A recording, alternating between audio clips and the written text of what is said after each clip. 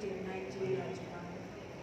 गुरु रूप प्यारी साध संगत जी हो, वाहिगुरु जी का खालसा, वाहिगुरु जी की फतेह। तार ले मुखो तार ले किवें बेनतियां करियां जांदियां ने। भगत जना ने उस वाहिगुरु के चरणों च अरदास जोड़ी बेनती की। मैं अनजान हाँ, मैं तरना नहीं जानता, इस भवसागर तो पार उतरना नहीं जानता। जो इस तरह कोई निमाणा होकर टै पैंदा है ना, वो वाहिगुरु फिर बहुत ही करता है। ये उसका बहुत कठिमा का सुभाव है। तो जो आप अपनी हैंकड़ी में रहते हैं, फिर वाहिगुरु कहते हैं चलो इन्हों अपने हिसाब से चल लैंदे।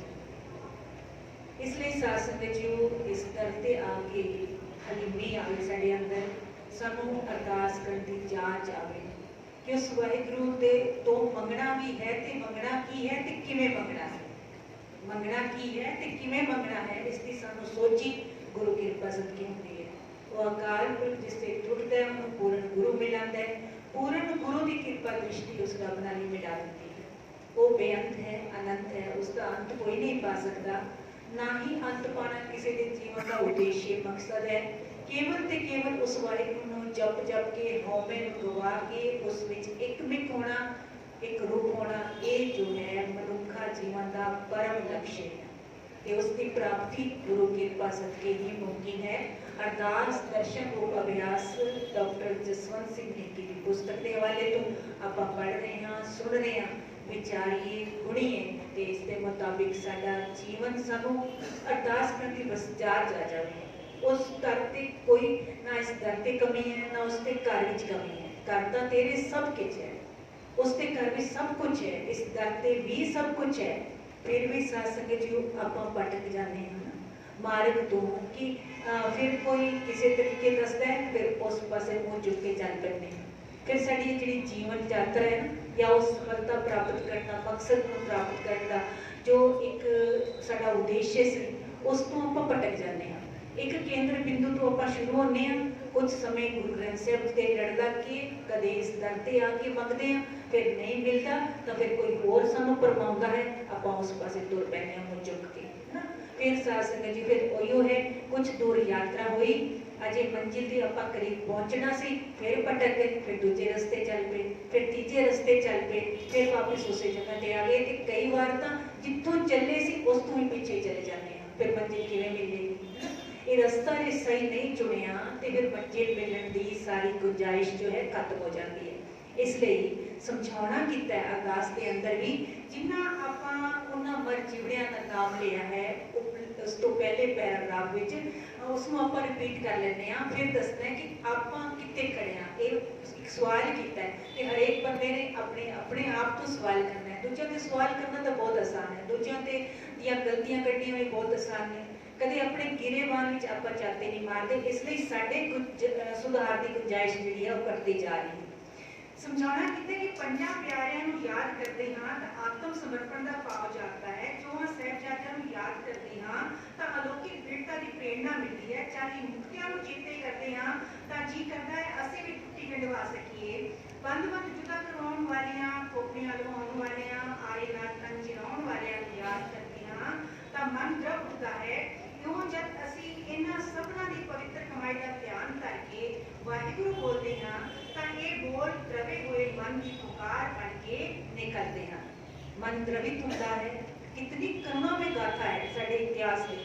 तो जो असी हिरदे करके जो भावना करके सुन रहे होंगे हैं या वो कोई दिहाड़ा आप मना रहे होंगे हैं, फिर साडे मन में थोड़ा जा इस तरह का वलवला आता है कि किस तरह साडे उस लिए शहादतां दित्तियां गईयां, किस तरह असी अज बड़े फख्र दे नाल सिर उच्चा करके बड़े फख्र दे नाल जी रहे हैं। तो उसके पीछे कितनियां कुर्बानियां ने, कितनियां शहादतां ने।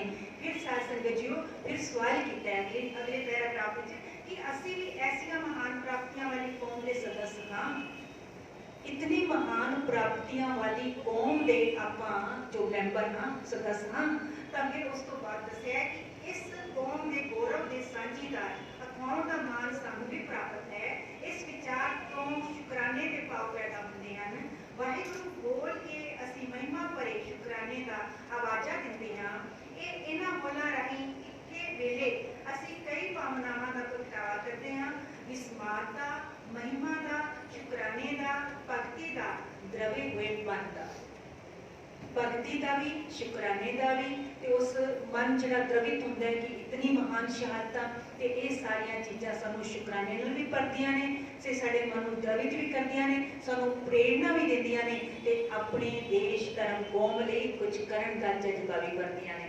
बशर्ते असीं हिरदे करके अरदास विच जुड़े होइए तां ही इस तरह की भावना बनेगी। जे साडा ध्यान इधर उधर भटकिया होया ते वैसे फिर हाजरी ही नहीं लगनी, मन ते की द्रवित होना है, ते वो साडी जिहड़ी पुकार है वो ते उत्थे तक किवें पहुंचनी है, क्योंकि असीं उत्थे जेकर गैर हाज़र हाँ, अरदास दे टाइम गैर हाज़र हाँ, तां अरदास विच साडी हाजरी ही नहीं लगी, ना साडा सजदा होया उन्हां शहीदां मुरीदां नूं, ना असीं गुरु नूं याद किया, ना ही उस अकाल पुरख दे कोलों रहमत की दात मंगी, ते ना ही फिर साडी झोली भर सकी। ते झोलियां भरनियां ने रहमतां दे नाल, तां फिर एकाग्रचित होके खड़ा होना पवेगा, अपने शहीदां मुरीदां नूं हिरदे करके श्रद्धांजलि देनी पएगी, मन द्रवित तद होवेगा जदों आपां उत्थे हाज़र होवांगे, तद ही साडे अंदर प्रेरणा आवेगी, साडे अंदर जज्बात पैदा होणगे, ते साडे हिरदे विच भी कुछ करन दी चाहत पैदा होवेगी। ये तां मुमकिन है जदों आके अरदास विच साडी या इस दर ते आके साडी हाज़री लगे।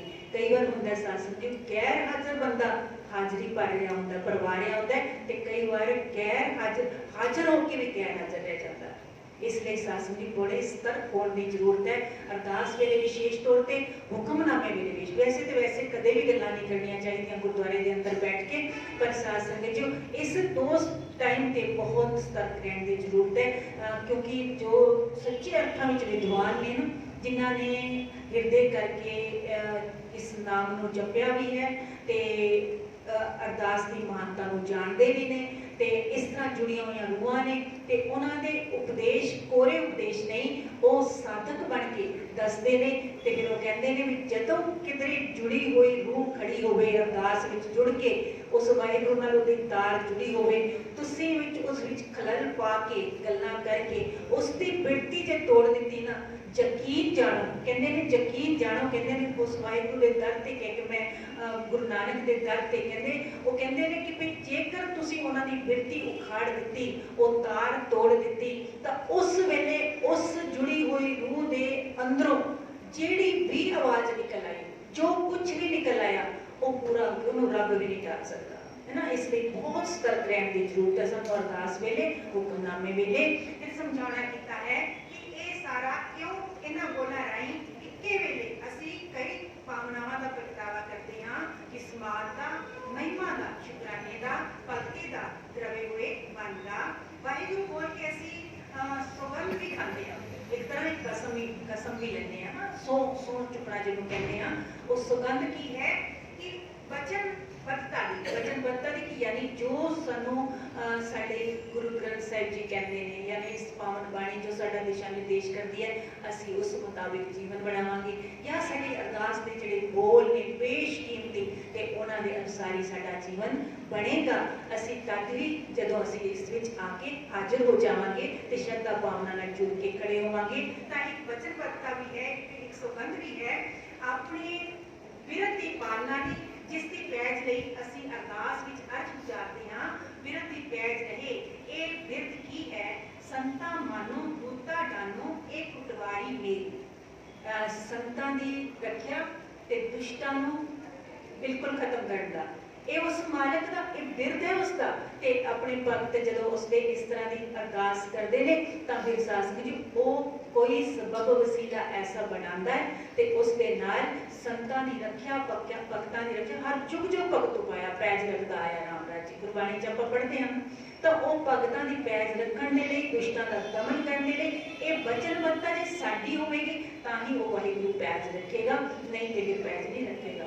इसलिए सानू सतर्क किया जाता है वाहिगुरू कह के कि दी प्रतिज्ञा है, वाहिगुरू बोल इस प्रतिज्ञा दी शपथ है, इसे विच खालसे दा बोल वाला है, वाहिगुरू नूं पुकार के असी अपनी अरदास विच उसकी बख्शिश नूं आमंत्रित भी करते हैं, उसकी रहमत नूं अपनी लोड़ां उपर जो वरसन दा सदा भी देते हैं।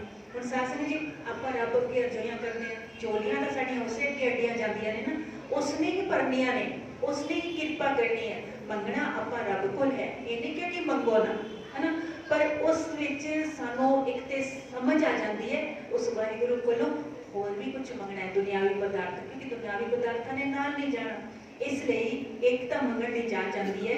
ये नाल समझाना कीता है कि वाहिगुरू को पुकार के असी अपनी अरदास विच उसकी बख्शिश को आमंत्रित कर रहे होंगे, निमंत्रण दिते हैं, किसी को सद्दा दिते हैं, तो उसी तरह आप वाहिगुरू को सद्दा दे रहे होंगे, वाहिगुरू जी हुण मेरा कोई नहीं है, तू मेरी रख्या करी। फिर वेखो किवें रख्या करता है, फिर वेखो किवें रुके हुए काम जिहड़ा है सिरे चढ़ाता है, फिर वेखो की नहीं करता वो तुहाडे वास्ते, है ना।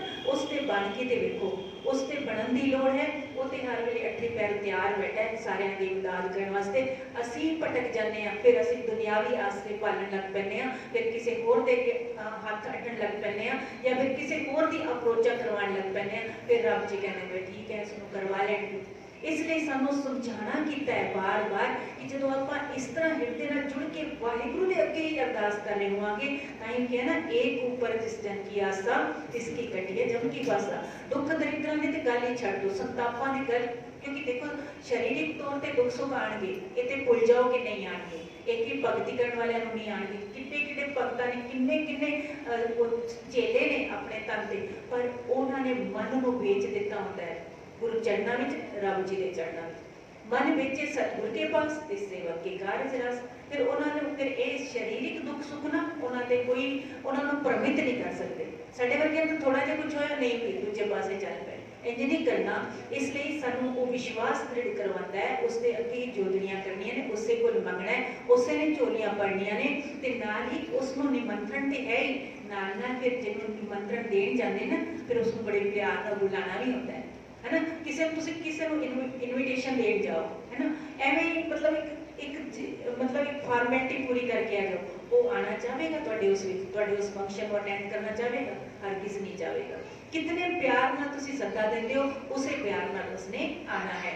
इसलिए समझाना कीता है कि वो आमंत्रित भी करते हैं, उसकी रहमत को अपनी लोड़ां उपर बरसन का सद्दा भी देते हैं कि वाहिगुरू जी ये तो मेरी लोड़ है, भगतां ने मंगे ना, फिर ये मैनूं चाहिदा है। भगत तन्ना जी ने मंगे, कबीर जी ने मंगे, भी ये साडियां लोड़ां ने, ये तो वाहिगुरू तैनूं पूरियां करनियां ही पैणगियां, किवें कर, ये तेरी मर्जी है, ते ये साडियां लोड़ां ने ते इन्हां नूं तूं पूरियां करनियां ने, क्योंकि सानूं नहीं ये पबदा। तां ये कहंदे ना कबीर जी दे इत्थों तक कहते ने, साईं इतना दीजै जामे कटु समाए, मैं भी भूखा ना रहूं साधु ना भूखा जाए। इतना तो नहीं रब्बा कि कोई आ जाए तो ओदी भी मैं मेहमान नवाजी भी कर सका, ते अपने घर का गुजारा भी सोना चल सके, है ना। इतना तो नहीं।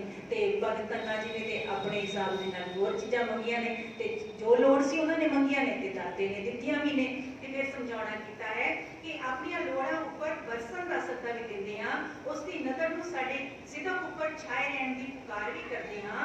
वाहिगुरू बोल के असीं केवल अपना ध्यान ही अपने वाहिगुरू वल नहीं मोड़ते, वाहिगुरू जी के ध्यान नूं ही अपनी अरदास वल मोड़ लैंदे हां। इतना प्यार नाल जदों कोई सद्दा दिंदा है ना, फिर वाहिगुरू नूं तकना पैंदा है साडे वल भी, है ना। केवल असीं वाहिगुरू ने नहीं बुला रहे हुंदे, वाहिगुरू नूं याद नहीं कर रहे, वाहिगुरू नूं भी असीं मजबूर कर दिंदे हां, वाहिगुरू जी इधर भी ध्यान दे लो, इधर बैठा तुहाडा बच्चा, है ना। जदों इस तरह की पुकार होएगी तो वाहिगुरू किवें नज़रअंदाज करनगे, नहीं करनगे। वो तो हर वेले चाहते ने मेरे बच्चे मैनूं इतना पुकारन, वो चाहते ने जितनी लोड़ है मंगण। पर साथ संगत जी फिर अपने आप सानूं गुरबाणी सेध दिंदी है कि असीं मंगना की है। इस दर ते आके फिर समझाउणा कीता है कि वाहिगुरू दा आवाज़ा अरदास करन वालियां विच आत्मक एकता दे भाव भी जगाउंदा है। इस बोल नाल अरदास करता दे अरदास दे श्रोतियां विचाले आत्मक संबंध बोलता है। जो अरदास कर रहे ने ते जेड़े श्रोता बन के आपां सुन रहे होंदे आ, उन्हां दे विचकार भी एक तालमेल बनता है, इतफाक की भावना बनती है कि असीं जदों वो कह रहे ने वाहिगुरू ते असीं वाहिगुरू दा उसका जवाब नहीं दे रहे, तो फिर वो तालमेल नहीं बनेगा। फिर वो अरदास जिसलिए अरदास हो रही है ना, वो पूरी भी नहीं होनी। इसलिए सासंगी जी एक होर विशेष बेनती कि जदों अरदास शुरू हो जाए उस वेले वो माया या उन्हां दे हथ विच ना दिया करो। ये मेरी बेनती है, अक्सर किया जाता है, क्योंकि उस वेले फिर जी ध्यान होंदा है ना, वो भटकदा है। तुसीं देना है पहले दे दो, है ना, जो कहना है पहले कह दो, तो उस वेले विचकार जाके बिल्कुल शुरू हो गई अरदास, उस तो बाद ऐसा ना करया करो, क्योंकि अरदास करने वाले की बेनती जुड़ेगी ताकि ते सासंगी अरदास सुनी जाएगी। इसलिए इन्हां चीज़ां छोटी छोटिया चीज़ां ने आपां इन्हां दा ध्यान देना है, क्योंकि सत्संगी हो रोज़ गुरुद्वारे हाज़रियां पा रहे हो तो ये चीज़ां आपां नूं कहणियां ना पैण, आपां नूं अपने आप ध्यान रखना है। उस तो बाद दसना किता है कि इकल्ले इकल्ले सिख ते समुची संगत विचाले भी एक प्राणकारी एकता जागती है।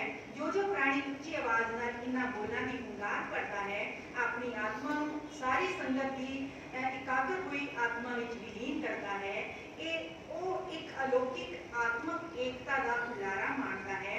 बोलो जी वाहिगुरु दे बोल इस नाते बड़े महत्व वाले बोल हैं। अरदास के हर श्रोते साधक लई बन आउंदा है कि वो हर बार इस आवाजे का सिदक नाल हुंकारा करे।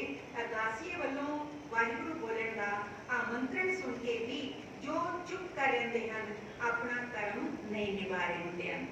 अरदासिया सिंह जो अरदास कर रहे ज्ञानी जी कर रहे जो कर रहे वो इतनी प्यार में जो कह रहे हैं कि वाहिगुरु बोलो भाई वाहिगुरु, तो आपां नूं भी वाहिगुरु का जवाब उसी तरह उतनी सुच्ची सुर दे विच बड़े प्यार दे नाल देना चाहिए है, नहीं तो वो जिहड़ी इतफाक की भावना है वो नहीं बढ़ती। फिर दसना किया है कि बोल सो तरवड़िया मोन कत तारी दा, गुरबाणी कहती है बोल मुंह नाल बोल, चुप क्यों तारी है। जिथे चुप रहना चाहिए उत्थे आपां चुप नहीं रहंदे, ते जिथे बोलना चाहिए है उत्थे आपां बोलदे हां, ते फिर गल किवें बनेगी है ना।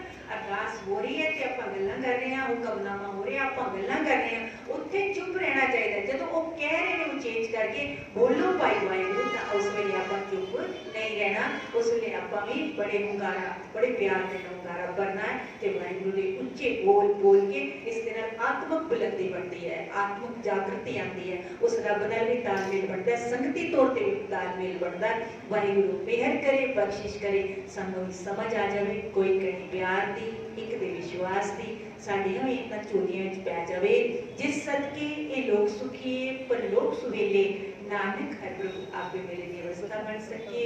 भुलना चुका की मां बख्शियो जी। वाहिगुरू जी का खालसा वाहिगुरू जी की फतेह।